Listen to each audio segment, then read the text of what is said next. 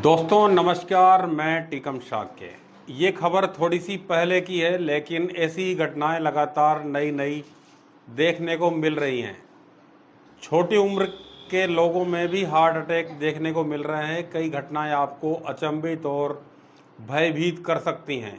बातें की जा सकती हैं, बहाने बनाए जा सकते हैं कि यह अल्कोहल, स्मोकिंग, ड्रग्स, वियाग्रा या स्टेरॉइड इत्यादि अति सेवन की वजह से हो रहे हैं, लेकिन वास्तविकता यह है कि कोरोना वैक्सीन के बाद यह समस्याएं बहुत ही अधिक बढ़ी हैं। हमारे यहाँ एक तो अवैध और घटिया दवाओं या खाद्य सामग्रियों का कारोबार अपने चरम पर है। अस्पताल भी बहुत अधिक भरोसे के नहीं हैं। उस पर सरकारों द्वारा अनदेखी और अनियंत्रित एक बहुत बड़ी चुनौती है। आप छोटा सा अनुमान लगाइए कि कुछ फार्मा कंपनियां दवा टेस्ट में फेल हुई। उन्होंने भी इलेक्टोरल बॉन्ड से पार्टी को फंड दिया और कंपनियां लगातार चलती रहीं। जाहिर है कि यह षड्यंत्र और अव्वल दर्जे का अपराध भी है।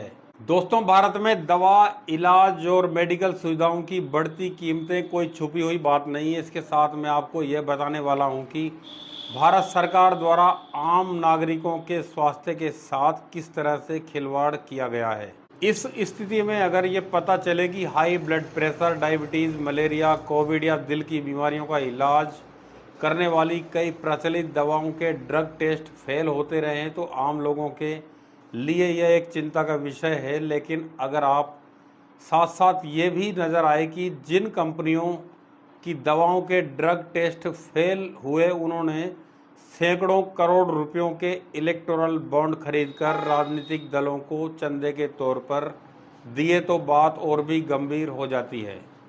ऐसा ही कुछ देखने को मिल रहा है कि इलेक्टोरल बॉन्ड से जुड़े उस डेटा के विश्लेषण से जिसे स्टेट बैंक ऑफ इंडिया ने सुप्रीम कोर्ट के आदेश के बाद चुनाव आयोग को उपलब्ध करवाया और जिसे चुनाव आयोग ने सार्वजनिक किया, डेटा को खंगालने पर यह सामने आया है कि 23 फार्मा कंपनियों और एक सुपर स्पेशलिटी हॉस्पिटल ने इलेक्टोरल बॉन्ड के जरिए करीब 762 करोड़ रुपए का चंदा राजनीतिक दलों को दिया।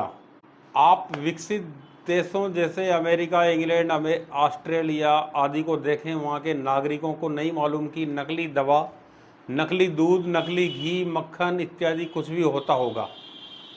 कारण यह है कि वहाँ इसकी कोई संभावना ही नहीं है। भारत में बाबा रामदेव जैसे सन्यासी जो धर्म और न्याय की स्थापना चाहते हैं, कोरोना दवा का दावा करते हैं और देश के स्वास्थ्य मंत्री उसे लॉन्च करते हैं।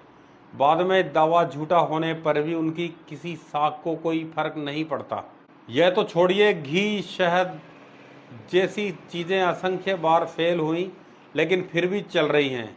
और अकेले रामदेव ही नहीं, बल्कि हजारों अन्य की भी ऐसे ही चल रही हैं, लेकिन सरकारें उनका संज्ञान नहीं लेती हैं क्योंकि कंपनियां मोटी रकम देती हैं। अब आप कल्पना कीजिए कि आपके स्वास्थ्य के साथ लगातार कितना खिलवाड़ हो रहा है। कोरोना वैक्सीन भी एक जिद की तरह सरकार ने थोपी और असंख्य कंपनियां भी लगभग थोपी हुई ही हैं। सवाल यह है कि इतना सोचने, करने, बदलने की किसे पड़ी है। हमारे देश में लोकतंत्र में सीटों, आंकड़ों और बहुमतों का खेल होता है।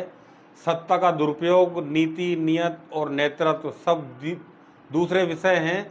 विवेक पर ठीक से कब्जा हो जाए तो कुछ लोग बम बनकर फूट पड़ते हैं, तो कुछ जहर भी खा सकते हैं। नमस्कार, मैं टीकम शाक्य। दोस्तों, यदि यह वीडियो आपको अच्छा लगा हो तो इस वीडियो को लाइक करें, कमेंट करें, शेयर करें और यदि आपने हमारे चैनल को सब्सक्राइब नहीं किया है तो इसे फ़ौरन कर लें और बेल आइकॉन ज़रूर दबाएं ताकि आगे के अपडेट आपको मिलते रहें। धन्यवाद।